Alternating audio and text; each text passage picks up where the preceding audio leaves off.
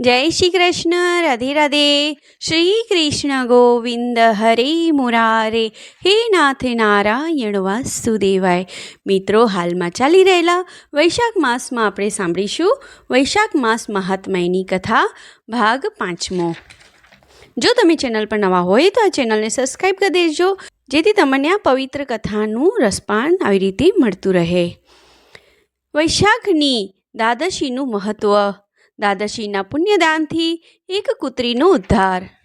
વૈશાખ મહિનાની પવિત્ર તિથિઓમાં શુક્લ પક્ષની દ્વાદશી સર્વ પાપરાશિનો વિનાશ કરનારી છે। શુક્લ દ્વાદશીએ યોગ્ય પાત્રને માટે જે અન્ન આપવામાં આવે છે તેના એક એક કણમાં કોટી કોટી બ્રાહ્મણ ભોજનનું પુણ્ય થાય છે। શુક્લ પક્ષની એકાદશીએ જે ભગવાન વિષ્ણુની પ્રસન્નતા માટે જાગરણ કરે છે તે જીવન મુક્ત થાય છે। જે વૈશાખ દ્વાદશીએ તુલસીના કોમળ પાંદડાથી ભગવાન વિષ્ણુની પૂજા કરે છે તે સંપૂર્ણ કુળનો ઉદ્ધાર કરીને વૈકુંઠ લોકનો અધિપતિ થાય છે।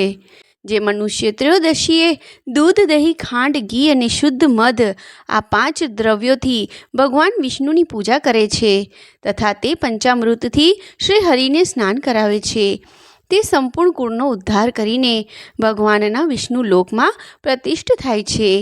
જે સાયકાળે ભગવાન વિષ્ણુની પ્રસન્નતા માટે શરબત આપે છે તે પોતાના સચિત પાપોની તરત ધોઈ નાખે છે। વૈશાખ શુક્લ દ્વાદશીમાં મનુષ્ય જે કાંઈ પુણ્ય કરે છે તે અક્ષય ફળ આપનાર બને છે। પ્રાચીન કાળમાં કાશ્મીર દેશમાં દેવવ્રત નામે એક બ્રાહ્મણ હતા। તેમની એક સુંદર કન્યા હતી, તેનું નામ માલિની હતું। બ્રાહ્મણે તે કન્યાના લગ્ન સત્યશીલ નામે એક બુદ્ધિમાન સાથે કરી દીધા। માલિની કુમાર્ગ પર ચાલનારી વ્યભિચારિણી બનીને સ્વચ્છંદતાપૂર્વક આમ તેમ રહેવા લાગી। તે માત્ર દાગીના પહેરવા માટે પતિનું જીવન ઈચ્છતી હતી। તે પતિની હિતૈષિણી ન હતી। તેના ઘરમાં કામકાજ કરવાના બહાને ઉપપતિ રહ્યા કરતો હતો। બધી જાતિના લોકો જાર કર્મ માટે એને ત્યાં રોકાતા હતા। તે કદી પતિની આજ્ઞાનું પાલન કરવામાં તત્પર ન થઈ। આ દોષથી તેના આખા શરીરમાં કીડા પડી ગયા, જે કાળ, અતંગ અને યમની જેમ તેના હાડકાને પણ કોતરી ખાતા હતા। આ કીડાઓના કારણે તેના નાક, કાન અને જીભ ચાલ્યા ગયા, આંગળીઓ ગળી ગઈ, તેમાં પગૂતા પણ આવી ગયા। આ બધું દુઃખોના કારણે મૃત્યુ પામીને તે નરકની યાતનાઓ ભોગવવા લાગી। 1,50,000 વર્ષો સુધી તેને તાંબાના હાડામાં મૂકીને બાળવામાં આવી। 100 વાર તેને કૂતરાની યોનિમાં જન્મ લેવો પડ્યો। ત્યાર પછી સૌવીર દેશમાં પદ્મબંધુ નામના બ્રાહ્મણના ઘરમાં તે અનેક દુઃખોથી રીબાતી કૂતરી થઈ। તે સમય પણ તેના કાન, નાક, પૂંછડી અને પગ કપાયેલા હતા। તેના માથામાં કીડા પડી ગયા હતા અને યોનિમાં પણ કીડા પડી ગયા હતા। રાજન, આ પ્રમાણે 30 વર્ષ પસાર થઈ ગયા। એક દિવસ વૈશાખ શુક્લ દ્વાદશી તિથિએ પદ્મબંધુનો પુત્ર નદીમાં સ્નાન કરીને પવિત્ર થઈ ભીનું વસ્ત્ર પહેરીને ઘરમાં આવ્યો। તેણે તુલસીની વેદી પાસે જઈને પોતાના પગ ધોયા। દેવયોગે તે કૂતરી વેદીની નીચે સૂઈ રહી હતી। સૂર્યોદય પૂર્વનો સમય હતો। બ્રાહ્મણ કુમારના ચરણોદકથી તે નહાઈ ગઈ અને તત્કાળ તેના બધા પાપ નષ્ટ થઈ ગયા। પછી તો તે જ ક્ષણે તેને પોતાના પૂર્વજન્મનું સ્મરણ થયું। પહેલાંના કર્મોની યાદ આવવાથી તે કૂતરી તપસ્વીની પાસે જઈને દીનતાપૂર્વક પોકારવા લાગી, હે મુનિ, તમે મારી રક્ષા કરો। તેણે પદ્મબંધુ મુનિના પુત્રને પોતાના દુરાચારપૂર્ણ પૂર્વજન્મની વાત કહી અને એ પણ કહ્યું, હે બ્રહ્મણ, જે કોઈ પણ બીજી યુવતી પતિ પર વશીકરણનો પ્રયોગ કરે છે તે દુરાચારણીને મારી જેમ જ તાંબાના વાસણમાં રાંધવામાં આવે છે। પતિ સ્વામી છે, પતિ ગુરુ છે અને પતિ ઉત્તમ દેવતા છે।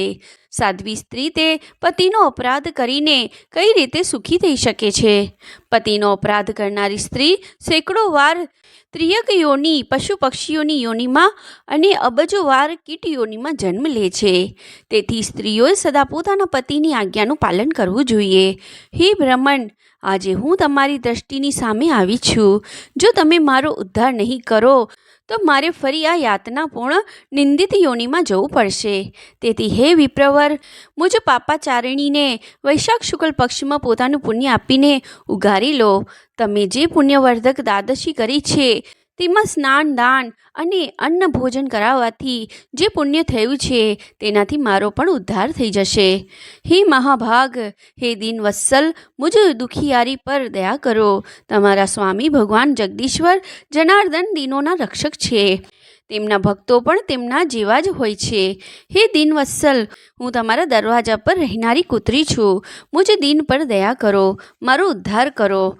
અંતમાં હું આપ જીતેન્દ્રની નમસ્કાર કરું છું. તેની વાત સાંભળીને મુનિના પુત્રે કહ્યું, કુતિયા, બધા પ્રાણીઓ પોતાના કરેલા કર્મોના સુખ દુઃખ ભોગવે છે. જેમ સાપને આપેલું સાકરવાળું દૂધ માત્ર વિષની વૃદ્ધિ કરે છે, તે જ પ્રમાણે પાપીને આપેલું પુણ્ય તેના પાપમાં સહાયક થાય છે. મુનિકુમારના પ્રમાણે કહેવાથી કૂતરી દુઃખમાં ડૂબી ગઈ અને તે પુત્રના પિતાની પાસે જઈને આર્તસ્વરે આક્રદ કરીને બોલી, પદ્મબંધુ બાબા, હું તમારા દ્વારની કુતિયા જ છું. મેં તમારું એઠું ખાધું છે. મારી રક્ષા કરો, મને બચાવો. ગૃહસ્થોના ઘરમાં જે પાળેલા પ્રાણી રહે છે તેમનો ઉદ્ધાર કરવો જોઈએ. આ વેદવેતાઓનો મત છે. ચાંડાળ, કાગડા, કૂતરા આ બધા ગૃહસ્થના નાખેલા ટુકડા ખાય છે, તેથી તેમની દયાની પાત્ર જ છે.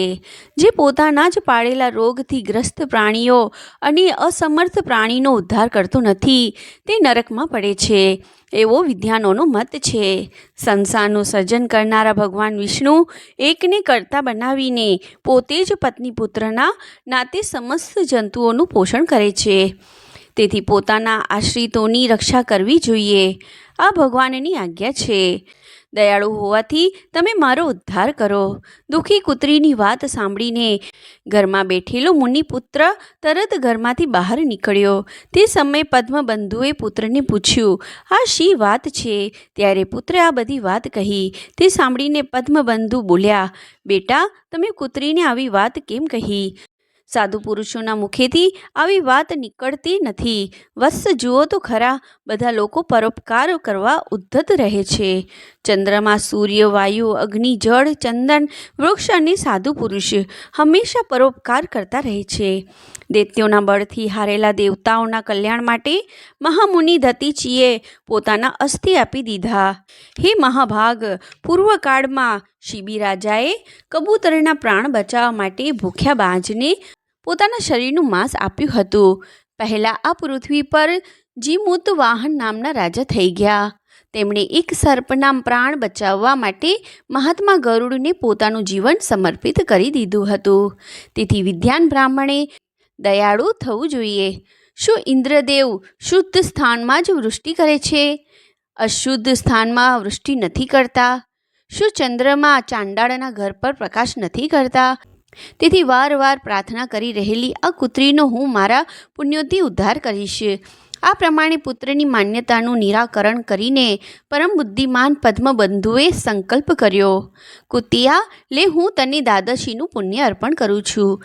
બ્રાહ્મણના આ પ્રમાણે કહેતા જ કુતિયાએ એકદમ પોતાના શરીરનો ત્યાગ કરી દીધો અને દિવ્ય દેહ ધારણ કરીને દિવ્ય વસ્ત્ર આભૂષણોથી રહીને બ્રાહ્મણની આજ્ઞા લઈને સ્વર્ગલોકમાં ચાલી ગઈ.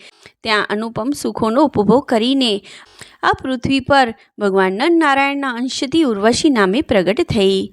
જય શ્રી કૃષ્ણ. રાધે રાધે. મિત્રો, આ વૈશાખ માસ પવિત્ર કથાનો ભાગ અહીંયા પૂર્ણ થાય છે. હવે આગલી કથા આગલી વિડીયોમાં કરીશું. ત્યાં સુધી જય શ્રી કૃષ્ણ. રાધે રાધે.